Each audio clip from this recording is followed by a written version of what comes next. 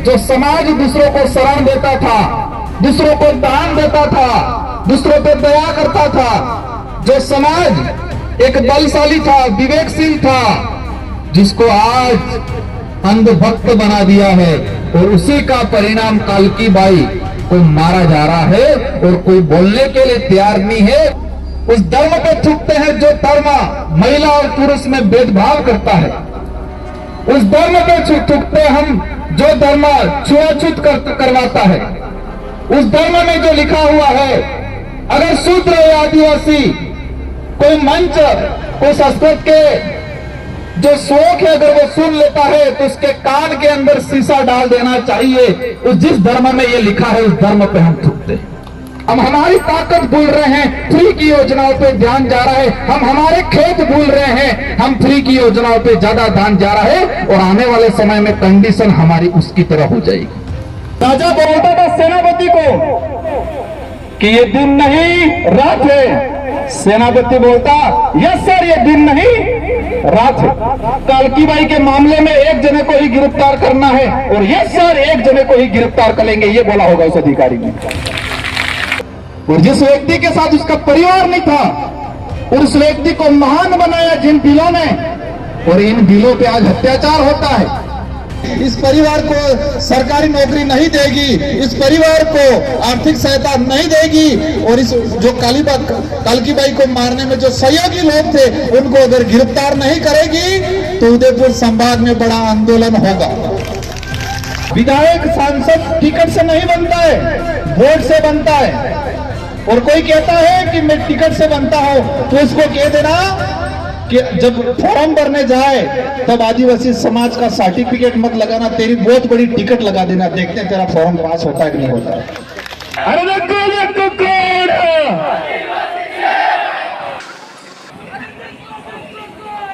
आदिवासी से, अरे देखो कौन, अरे वीर प्रदेश के वास्ते, अरे वीर प्रदेश के वास्ते।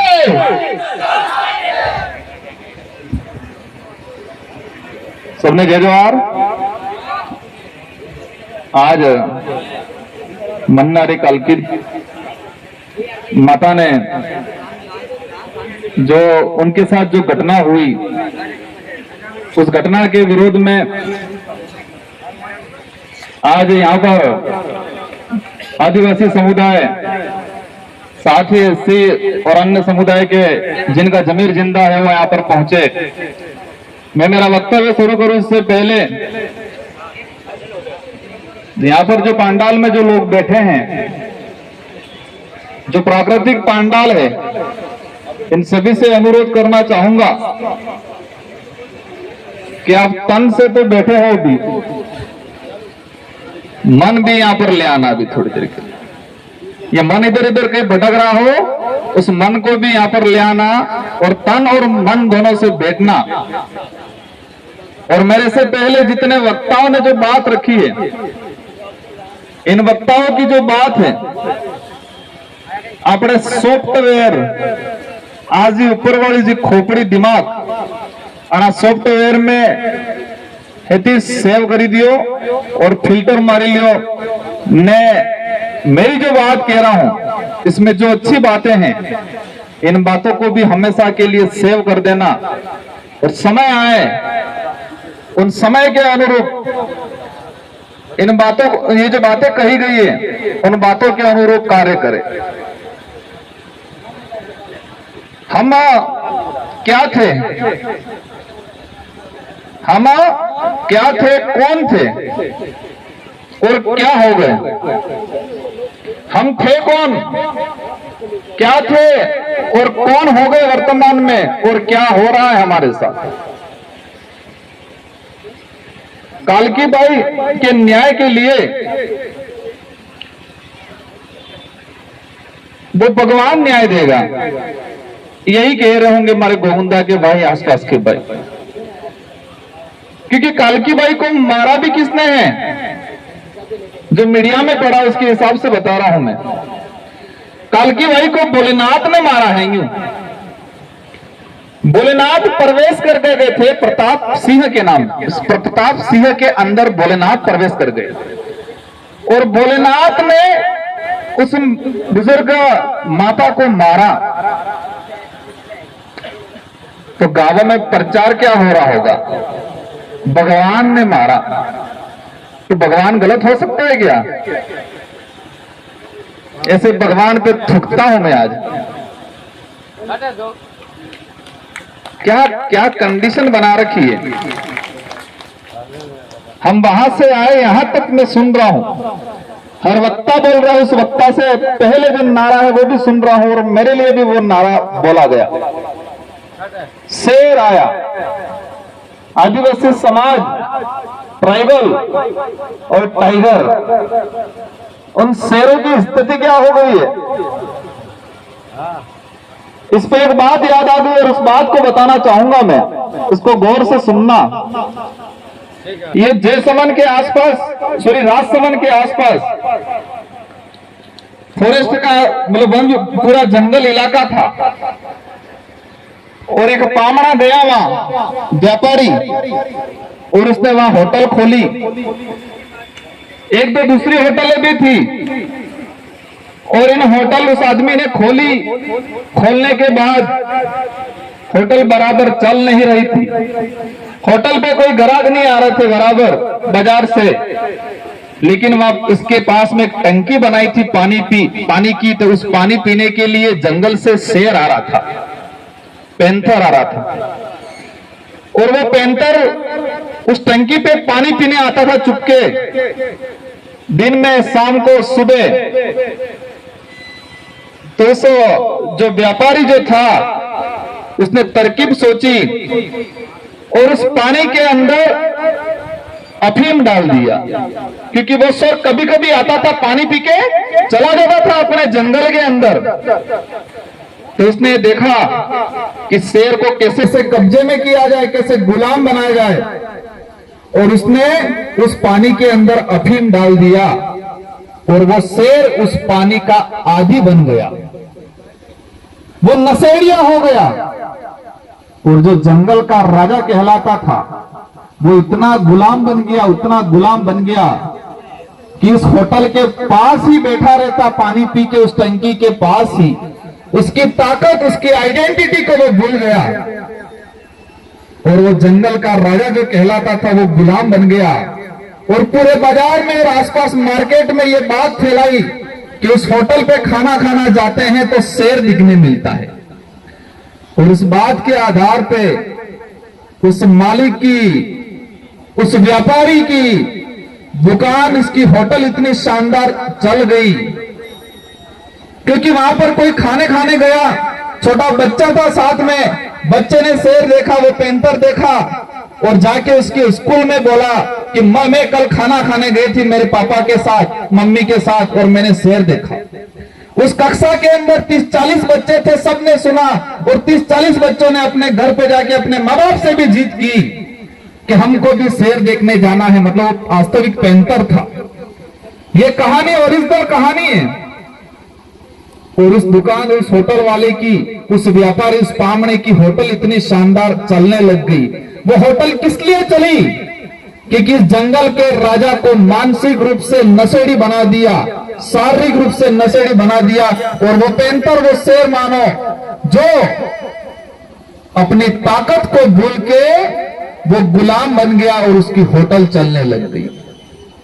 वही कंडीशन हमारे समाज की हो गई आज।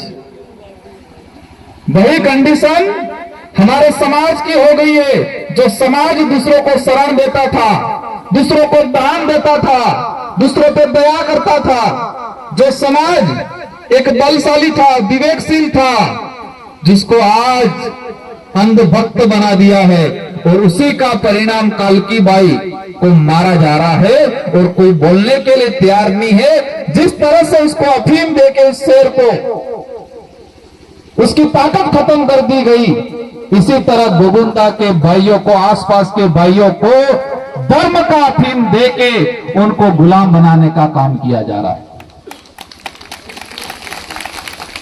धर्म की बात सुनते ही कई जनों को खलबली भी मच जाएगी। उस धर्म को हम उस धर्म पे थूकते हैं जो धर्म महिला और पुरुष में भेदभाव करता है। उस धर्म पे थूकते हम जो धर्म छुआछूत करवाता है। उस धर्म में जो लिखा हुआ है, अगर शूद्र या आदिवासी कोई मंच को संस्कृत के जो श्लोक है अगर वो सुन लेता है तो उसके कान के अंदर शीशा डाल देना चाहिए। उस जिस धर्म में ये लिखा है उस धर्म पे हम थूकते हैं। जिस धर्म में वर्ण व्यवस्था है उस व्यक्ति को वर्ण व्यवस्था में बांध दिया गया है। वो आदिवासी दलित, हालांकि आदिवासी तो इस वर्ण व्यवस्था में नहीं आते हैं, लेकिन एससी वाले जबरदस्ती घुसे तो हो जाए। क्या स्थिति बना रखी है। मैं जो बोलना चाह रहा था, बातें बहुत सारी सोच रखी थी, लेकिन यहां का जो मैंने सुना, आज हमारे वक्ताओं की जो बात सुनी, कैसे लड़नी है लड़ाई हमको। आज एकत्रित हो गए, हम सब ने भाषण दे दिया, आपने सुन दिया, आपने तालियां बजा दी, नारे लगा लिए और घर पे चले जाएंगे। कैसे न्याय लेंगे हम भूल जाएंगे। हम तो कहेंगे 1.5 रुपये किलो गेहूं आए फ्यारूस से, अभी छोटी छोटी थैलियां मिल रही है, फिर क्या चाहिए। उस थैली के अंदर जाके देखेंगे मिर्ची आई कि नहीं आई, हल्दी है कि नहीं है, तेल आया कि नहीं आया, देखते कि नहीं देखते। अभी सरकार दे रही है, सरकार हमको दे रही है। सरकार क्या, राज्य सरकार की स्कीम है कि फूड पैकेट वितरण किए जाएंगे। हमारा ध्यान तो वहां जाएगा और लाइन में खड़े रहेंगे 2-2 घंटे तक, और घर पे हमारी खेती पशु खा जाएंगे, वहां घास उग गई है, वहां कीड़े खा जाएंगे, वो फसल नहीं देखेंगे हम। लेकिन 2-2 घंटे उस लाइन में खड़े रहेंगे और घर वहां से आते वक्त इस थैली में चेक करेंगे कि मार हूं मरियो, मारते धनिया पाउडर नहीं आज।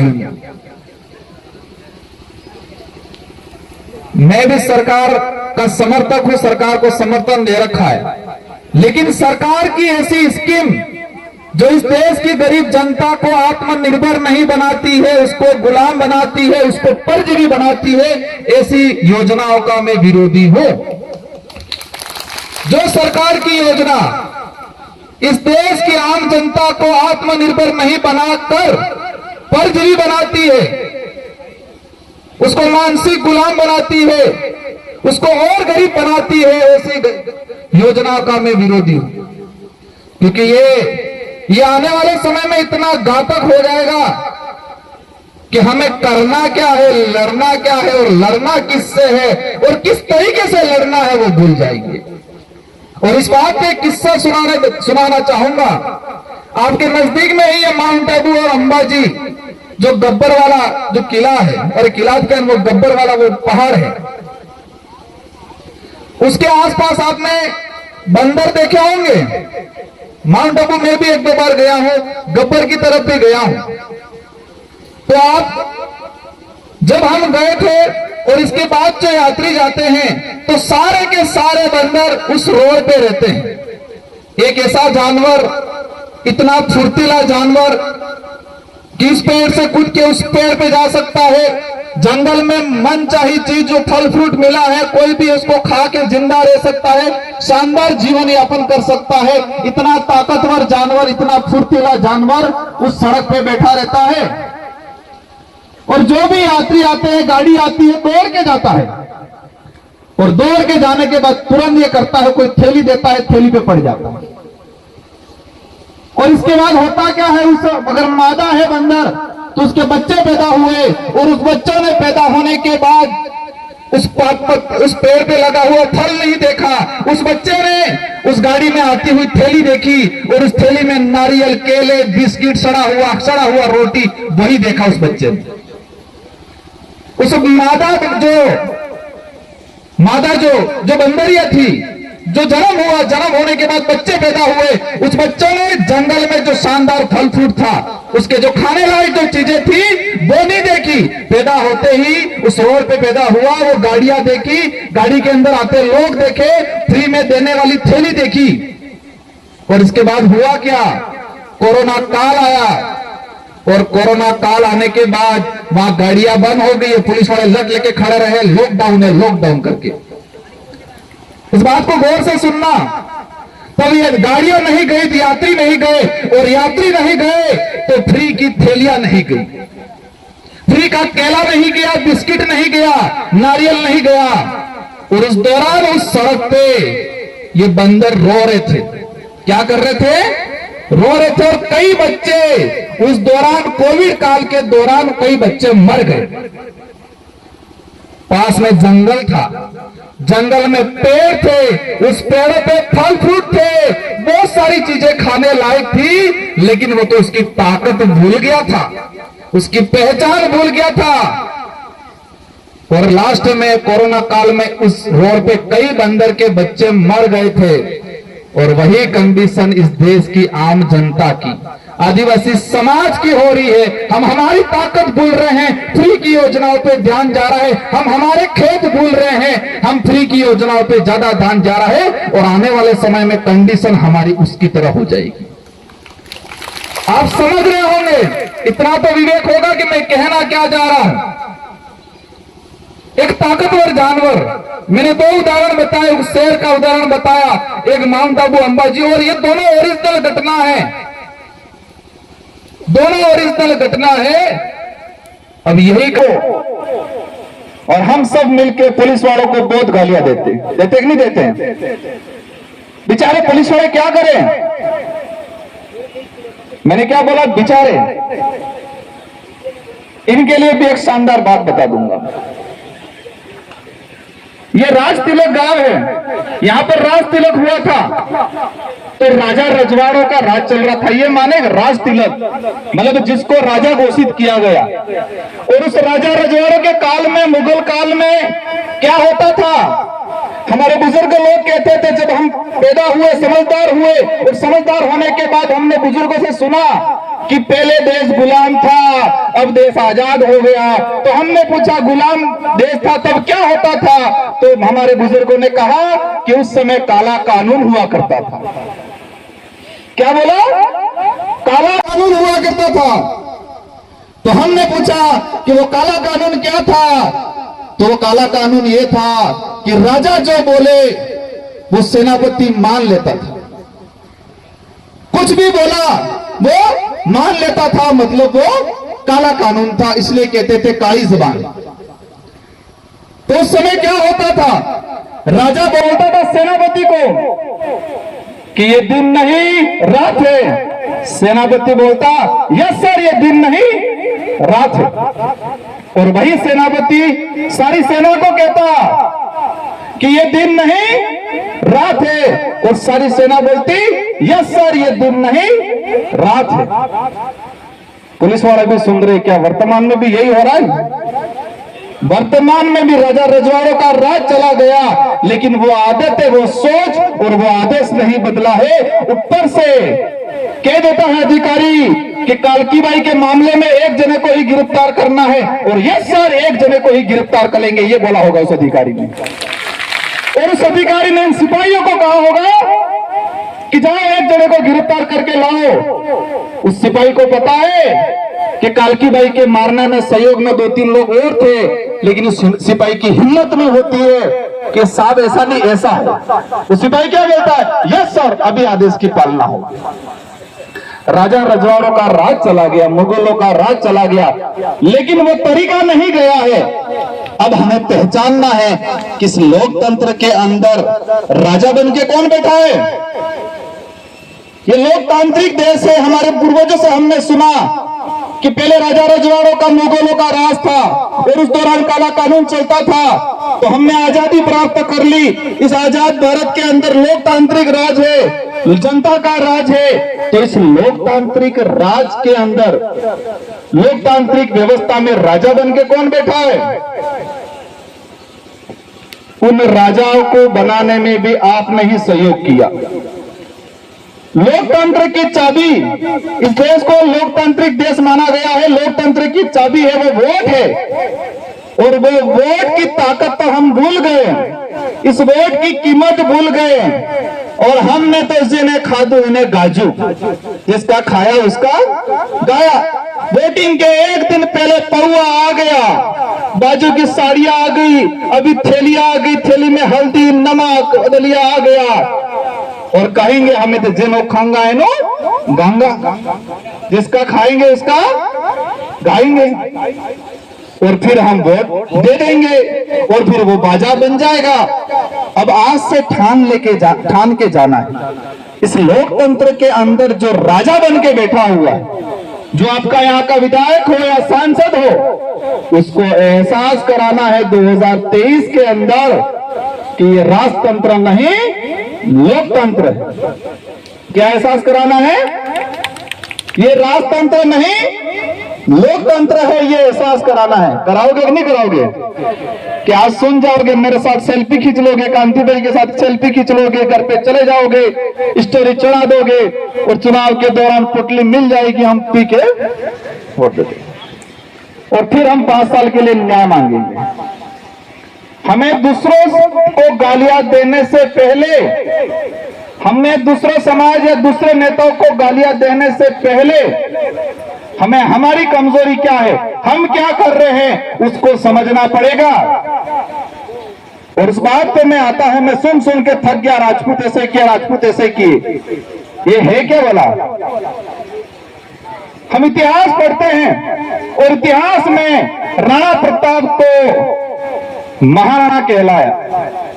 हम इतिहास में यह सुनते हैं कि भारत देश के अंदर एकमात्र राजपूत रजवाड़ा ऐसा था जिन्होंने अकबर की अधीनता स्वीकार नहीं की, और उसका नाम आता है महाराणा प्रताप, और इसीलिए उनको राणा प्रताप से महाराणा कहा गया। उस इतिहास में जाना चाहूंगा। महाराणा प्रताप के भाई थे जगमाल और शक्ति सिंह। महाराणा प्रताप का भाई, कोई भी आदमी महान होता है, कोई भी आदमी लड़ाई जीतता है तो परिवार और गांव वाले तो और उसके समाज वाले तो साथ में होने चाहिए नहीं। महाराणा प्रताप के भाई थे शक्ति सिंह और जगमाल, और वो दोनों कहां थे? महाराणा प्रताप की लड़ाई में हल्दी घाटी का जो युद्ध हुआ उस दौरान जगमाल और शक्ति सिंह दोनों कहां थे? जिस आदमी को हमने शरण दी, ताकत दी, और ताकत देने के बाद राणा प्रताप से महाराणा कहलवाया, वो भीलों की सेना साथ में थी, राणा पूजा की सेना साथ में थी। और आज मैं तो मानता हूं जो राजपूत इस भीलों के लोगों पे अगर अत्याचार करता है तो वह महाराणा प्रताप का खून या उस कुटुंब का खून नहीं हो सकता है, क्योंकि उस दौरान राणा प्रताप को महाराणा कहलवाया। और राणा प्रताप के भाई शक्ति सिंह और जगमाल दोनों अकबर के साथ थे, और उनके मान सिंह जो आमेर का राजा था उसके साथ महाराणा प्रताप से लड़ने कौन आया था? अकबर आया था, मान सिंह आया था। और मान सिंह की सेना से लड़ा कौन था?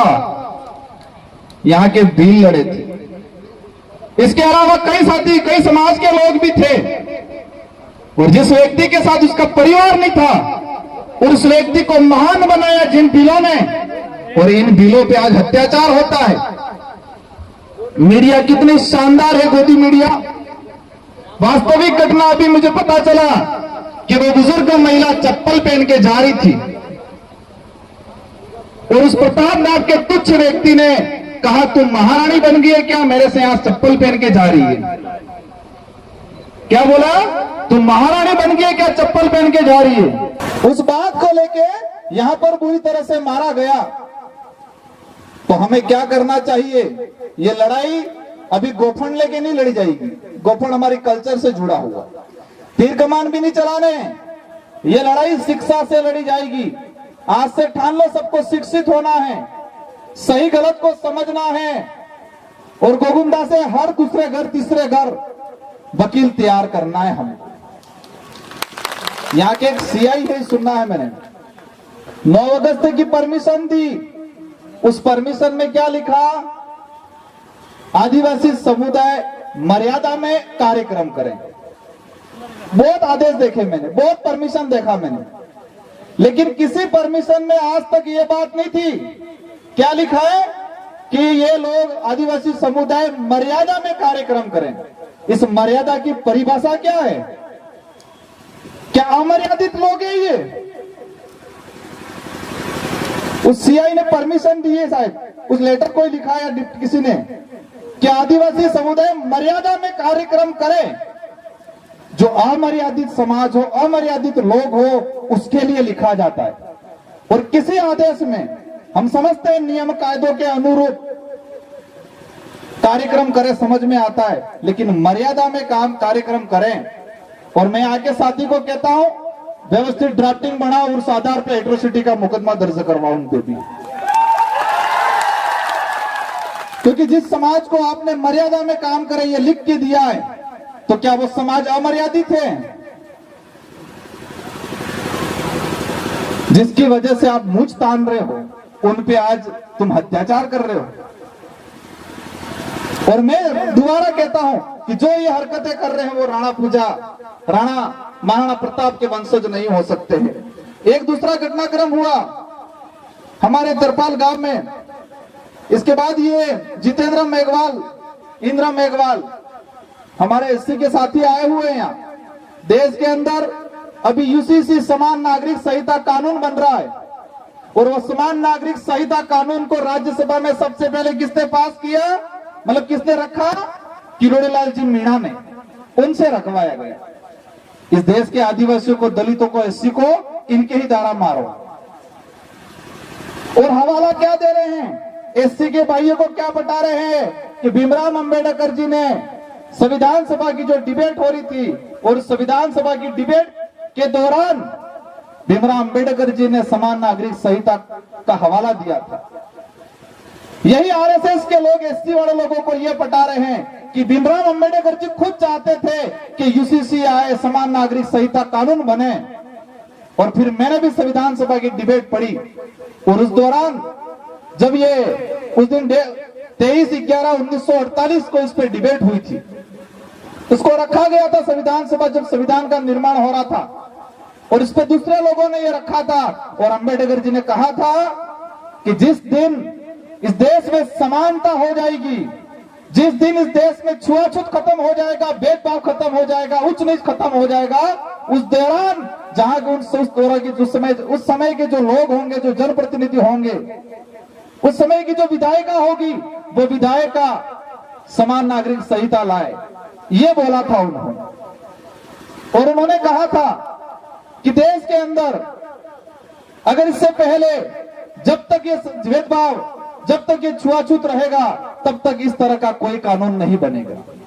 क्या आज भेदभाव छुआछूत खत्म हो गया? और नहीं हुआ तो इस तरह का कानून लाने की क्या जरूरत है?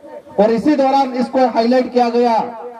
सायरा बानू कांड 2016 के अंदर एक जजमेंट आया, सायरा बानू ने अपील की थी, माइनॉरिटी को भी इसमें घसीट लिया, और यहाँ पर किरोड़ीलाल जी के द्वारा इसको लाया गया। आदिवासी समाज इस इलाके में चलता है कि ईसाई है, वो है। आदिवासी समाज न तो ईसाई है, न हिंदू है, न बौद्ध है, न सिख है। आदिवासी समाज धर्म पूर्वी व्यवस्था वाला समाज है। ये मान लो आप दिमाग में। कई जगहों को लग रहा होगा इमरती क्या विधायक, क्योंकि हम इतने कट्टर बने हुए, जोरदार कट्टर बने हुए। धीरे धीरे समझ में आएगा आपको, हम किसी धर्म के विरोधी नहीं है, लेकिन जो धर्म आदिवासी को, एससी को, दलित या पिछड़ा या छुआछूत करता है, उस धर्म के खिलाफ है हम लोग। आज हमारे आदिवासी समाज के अंदर क्या क्या चीजें हो रही है, देश के अंदर कैसे कैसे कानून बनाए जा रहे हैं। अभी कार्तिक बिल को लेके चल रहा है, अभी तक न्याय नहीं मिला है, क्योंकि पता है कि ये समाज चुनाव आएंगे, कुछ छोटा मोटा दे देंगे, देने के बाद ये हमारे साथ आ जाएगा। लेकिन इस बार उनको एहसास कराना है कि ये समाज अब बेवकूफ में, बहकाव में आने वाला नहीं है। ये समाज अब तुमको अक्ल सिखाएगा। वो लोकतंत्र की चाबी है जो मत है, और इस चाबी को इस बार ऐसा लगाओ कि उनके ताले जंग खा जाएंगे, उनके दिमाग ठिकाने आ जाए। इस बार ताले उनके जंग खा जाने चाहिए। और कई लोग कहते हैं, आपको हमको कितना बेवकूफ बनाते हैं, कहते हैं नरेगा कानून ले आए। अभी राजस्थान सरकार एक कानून लाई, बहुत शरीर सम्मान विधेयक, और उस कानून में यह है कि कोई भी गरीब आदमी अगर उसके परिवार के किसी लोग की हत्या हो गई है तो उसको लेके न्याय नहीं मांग सकता है। ऐसा कानून बना रहे हैं ये लोग, और हमको थैली दे रहे, इधर थैली दे दे के खुश हो रहे। और हमारा पढ़ा लिखा वर्ग भी कितना शानदार है, किताब पढ़ के अधिकारी कर्मचारी बन गया और बनने के बाद बूट शूट लगा के शानदार रहता है और कहता है हमारे लोगों को जो धोती या जो कल्चर कार्यक्रम करते हैं तुम क्या गवार जैसे कर रहे हो। उनको कहना चाहूंगा आप जो बूट शूट लगा के आज खड़े हो, अगर ये संस्कृति नहीं होती तो आपको सर्टिफिकेट नहीं मिलता, और आपको सर्टिफिकेट नहीं मिलता तो आप अधिकारी कर्मचारी नहीं बनते। और किसी भी आदमी के अंदर ये गुमार हो, जो कैटेगरी के आदमी, रिजर्व कैटेगरी के व्यक्ति के अंदर कोई खुमार हो कि मेरे अंदर एबिलिटी है, मेरे अंदर काबिलियत है, ऐसा अगर किसी के अंदर खुमार हो तो एक भी फॉर्म कंपटीशन एग्जाम के वक्त जो भरा है उसमें अपने समाज का सर्टिफिकेट नहीं लगाया, ऐसा बता दे तो मैं मान जाऊंगा कि ये व्यक्ति है शानदार, उसके अंदर काबिलियत है। खुद की काबिलियत की बात करते हैं, लेकिन फॉर्म भरना सबसे पहले आदिवासी का सर्टिफिकेट, एससी का सर्टिफिकेट पहले लगाते हैं, छात्रवृत्ति चाहिए तो पहले लगाते हैं, और जिस सर्टिफिकेट को लगा के अधिकारी कर्मचारी बनते हैं और वहां बनने के बाद उसी संस्कृति को, उसी परंपरा को वो नीचा समझने लगते हैं और बाजार से पंडित जी को लाके पूजा पाठ कराने लगते हैं। आज हमको एसटी का जो सर्टिफिकेट मिल रहा है, क्या मोरवा है आज ये कपड़जाम लकेलो है तो आदिवासी है, किसी के लिखा हुआ है क्या?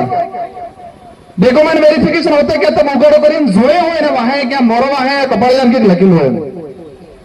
उसके कल्चर के आधार पे, संस्कृति के आधार पे, हमारी बोली के आधार पे, उसके आधार पे हमको मिला हुआ है। और हमको ये जो शेड्यूल 5 का जो प्रावधान दिया गया है, कई लोग कहते हैं आरक्षण हमने दिया, बीजेपी वाले बोलते हैं, क्या बोलते हैं 1995 के अंदर फिर शेखावत की सरकार थी और उस सरकार ने आपको आरक्षण दिया। ये शेड्यूल 5 का जो प्रावधान है 1935 के अधिनियम से प्रक्रिया चली थी और 1975 के अधिनियम, आजादी से पहले हमारे पूर्वजों ने अंग्रेजों से लड़ झगड़ के इस प्रावधान को, शेड्यूल 5 के प्रावधान को लिया गया है। उन्होंने भीख में नहीं दिया हमको। 1995 के अंदर एक सुप्रीम कोर्ट का जजमेंट आया था, असम का कोई परिवार गया था और उस जजमेंट के आधार पर सुप्रीम कोर्ट ने बॉन्ड किया कि सभी राज्यों के अंदर शेड्यूल 5 के प्रावधान लागू होने चाहिए। और उस समय हमारे जो इस इलाके के अंदर सरपंच जो दूसरे लोग बनते थे, विधायक दूसरे लोग बनते थे, और उस समय से 100% रिजर्वेशन शासन के अंदर लागू हुआ। 100% रिजर्वेशन। कई बार हम बोलते हैं 100% रिजर्वेशन, कई लोग हंसते हैं, उनको पता नहीं है 100% रिजर्वेशन शासन में लागू है।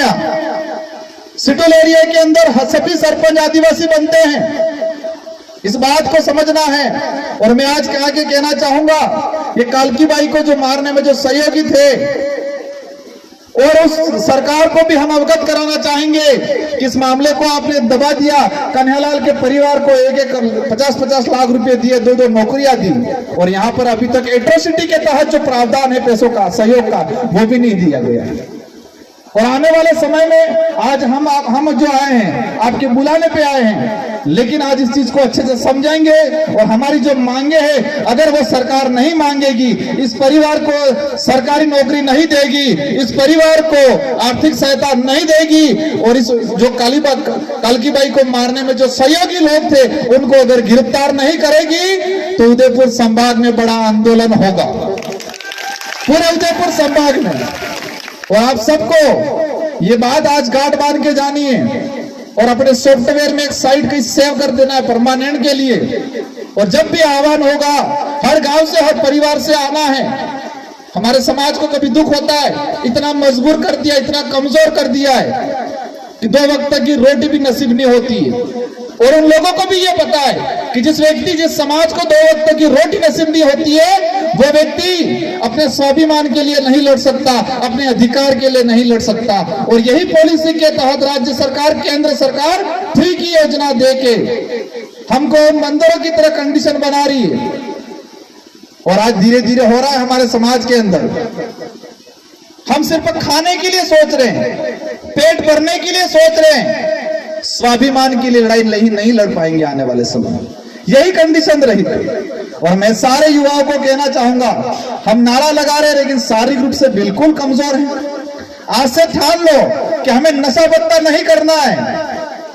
छोड़ोगे नशा पत्ता? पक्का छोड़ोगे? ये दारू वारू, बीड़ी, सिगरेट, आज भी कई जनों के मुंह में होगा। उस शेर की तरह कर दिया हमको, जो अफीम पिला के गांडा करके टंकी के पास पड़ा रहता था। वो खाने वाले देखने आते थे। ये कंडीशन हमारी होगी।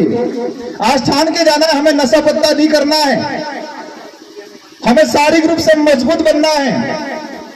और ये सेल्फी स्टैंड नहीं बनाना है, लाइफ स्टैंड बनाओ खुद का। सेल्फी खींच के शानदार, और मोबाइल के अंदर वो कैमरे डाउनलोड मत करो। जो अच्छे अच्छे फोटो आते वो कैमरे डाउनलोड करने का काम नहीं करते हुए, संविधान की जो कॉपी है, कॉन्स्टिट्यूशन है, उसको कॉपी करो, उसको डाउनलोड करो और उसको पढ़ो। शेड्यूल 5 के प्रावधान को डाउनलोड करो। 5वीं अनुसूची क्या है उसको डाउनलोड करो। आज जाके वहां से ठान के जाना है कि शाम को जाके सभी शेड्यूल 5 क्या है उसको डाउनलोड करेंगे। इस देश का मूल मालिक आदिवासी है। इस हाईकोर्ट सुप्रीम कोर्ट का जजमेंट है, उसको डाउनलोड करना है।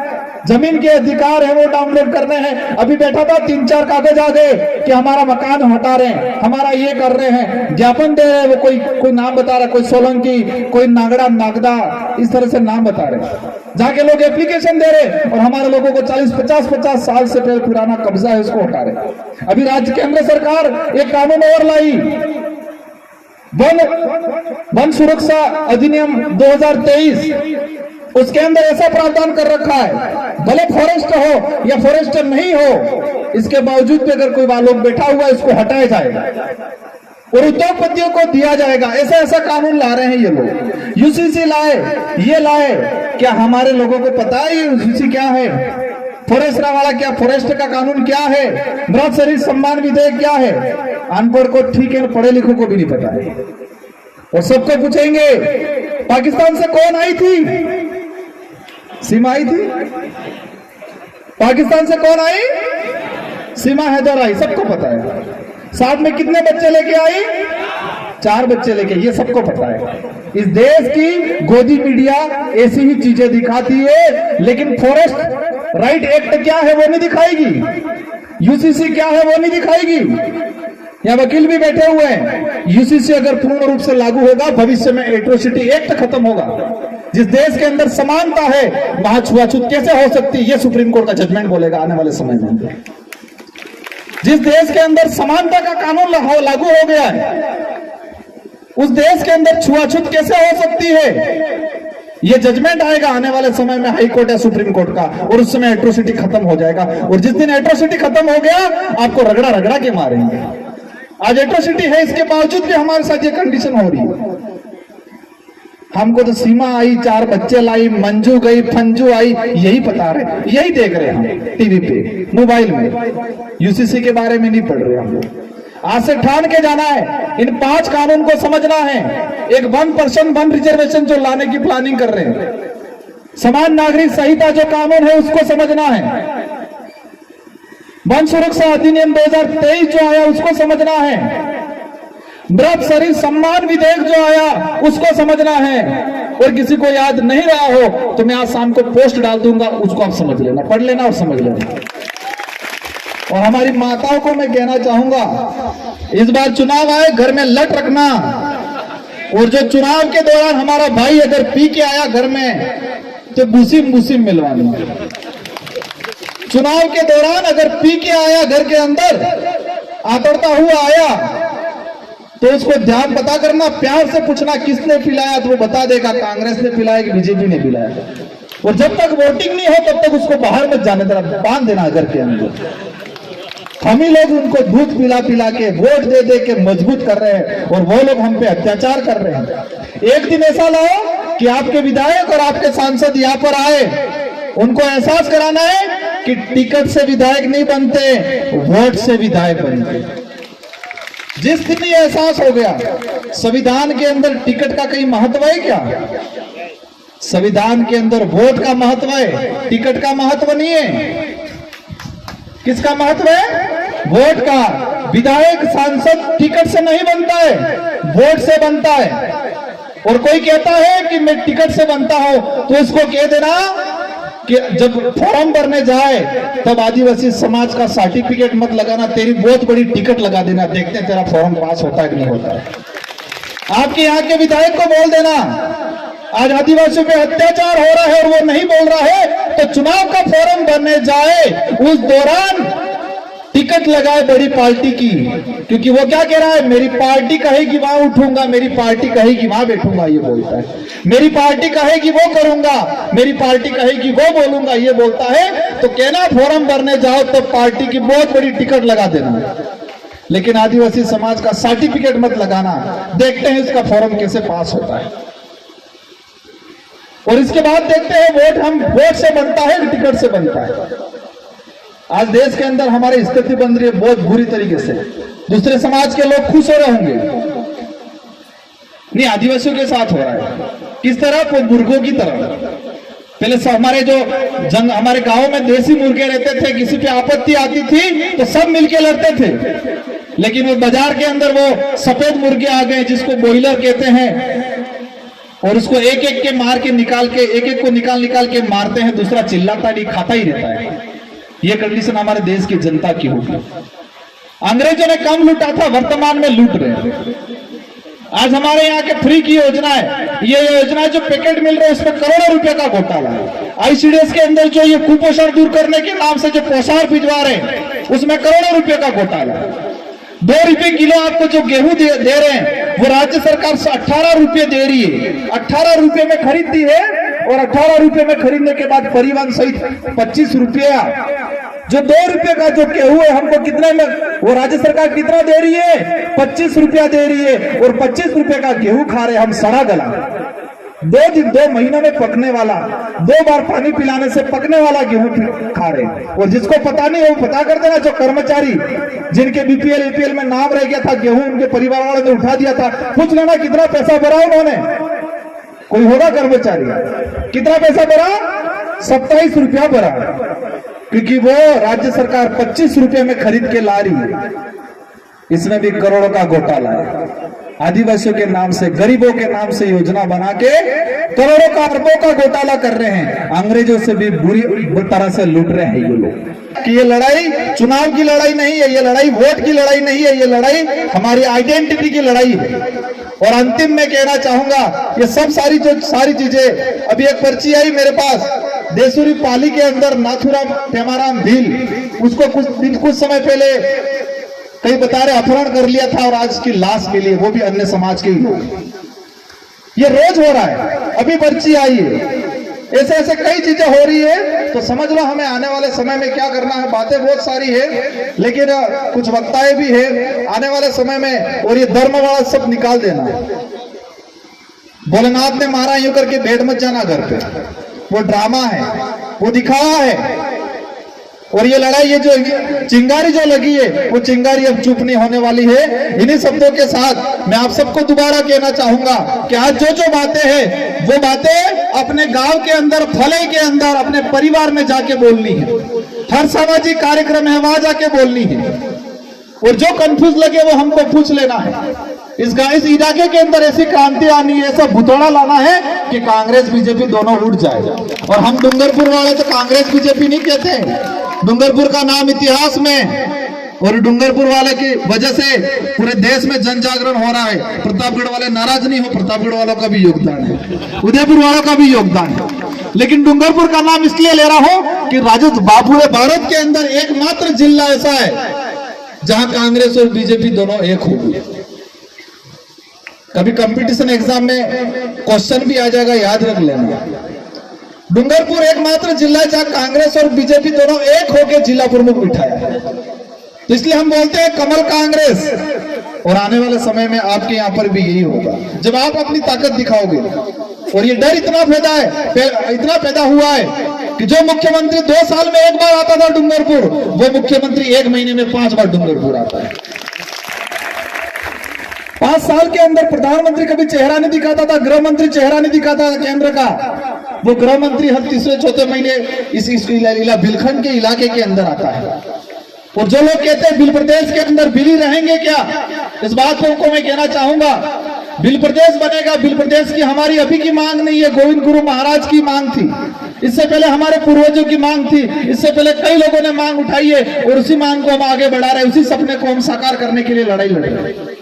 और बिल प्रदेश में ये आदिवासी समुदाय एक ऐसा समुदाय है, ये दयालु समुदाय है, ये ईमानदार समुदाय है। अभी स्थिति ऐसी बना दी है, उसको मजबूर कर दिया है, बेचारा चोरी करने के लिए मजबूर होता है, कहीं लड़ाई करने के लिए मजबूर होता है, कहीं बौखलाहट हो जाती है। लेकिन वास्तविक देखा जाए स्वाभिमानी समाज है, सच्चा समाज है।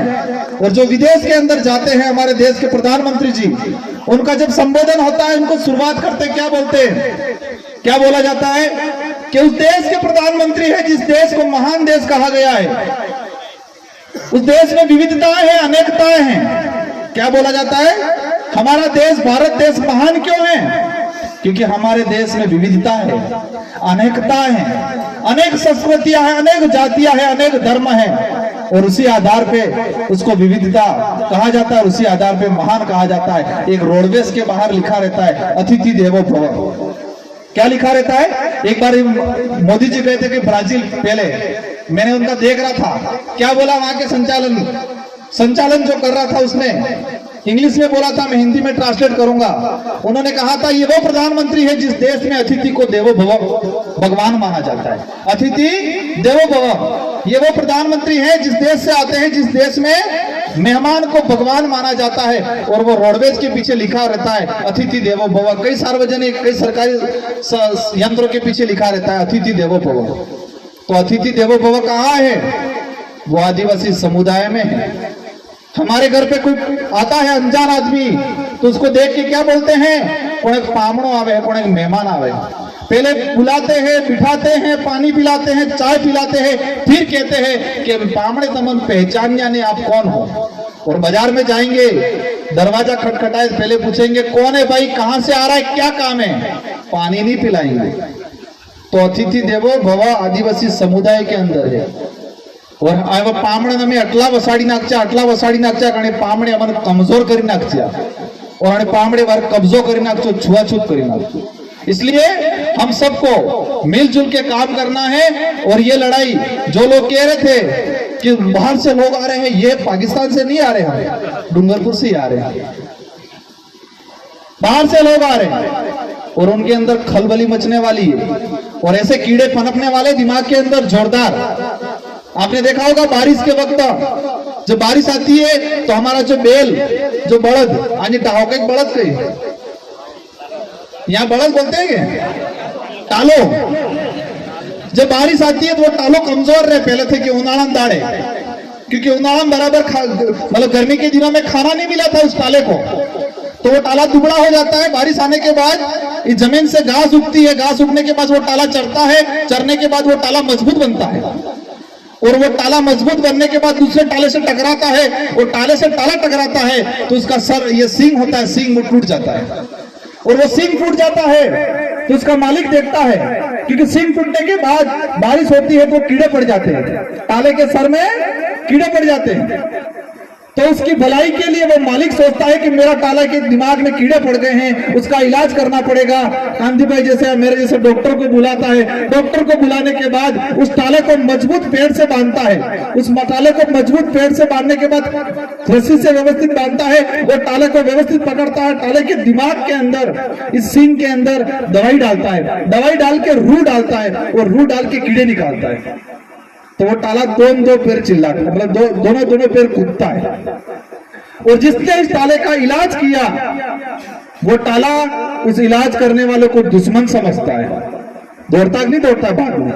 1-2 महीने तक भी वो टाला जिसने इलाज किया था वो डॉक्टर और उस मालिक को दुश्मन समझता है और उसको मारने दौड़ता है।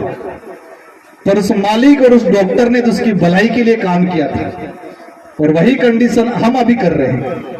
वो टाले जो कांग्रेस बीजेपी में चले गए, उनके दिमाग में कांग्रेस बीजेपी वालों ने कीड़े डाल दिए और इन भाइयों ने हमको बुलाया क्योंकि ये यहाँ के मालिक है और हम डॉक्टर हैं और उन टालों के दिमाग में जो कीड़े कांग्रेस बीजेपी ने डाल रखे हैं, इन कीड़ों को हम ये अच्छी जो वास्तविक बातें डाल के इलाज कर रहे हैं, रू डाल के। वो टाले दो पैर से कूद रहे हैं आज, पर चिंता मत करो, वो टाले अपने ही हैं। एक दिन समझ में आएगी, उनको लगेगा कि इस मालिक और इस डॉक्टर ने तो मेरी भलाई का ही काम किया था, इसलिए ऐसे टालों से भी बेवजह टकराना नहीं है। हमारे डूंगरपुर में बहुत टाले ऐसे थे पहले, दो पैर कुत्ते थे, हमसे लड़ाई लड़ने आते थे, लेकिन टालों का हमने अच्छे से इलाज किया और वो टाले आज हमारे साथ हैं। इसलिए चिंता मत करो, आपके यहाँ पर भी कुछ टाले होंगे। सुनने में आया आज इस कार्यक्रम को डिस्टर्ब करने के लिए भी बहुत परेशान किया है, आसपास भी मंडरा रहे होंगे, उस टालों ने उनके खबरी भी भेजे होंगे। उन खबरियों को भी कहना चाहूंगा, उन टालों को कह देना है कि ये लड़ाई वोटों की लड़ाई नहीं है, ये लड़ाई किसी समाज के खिलाफ भी नहीं है, ये लड़ाई उस समाज के और उस व्यक्ति के खिलाफ है जो छुआछूत करता है, भेदभाव करता है, जो शोषण की नीति रखता है, उन लोगों के खिलाफ है। ये हमारे अस्तित्व बचाने की लड़ाई है। हमको हमारे समाज को स्वाभिमानी बनाना है, परजीवी नहीं बनाना है।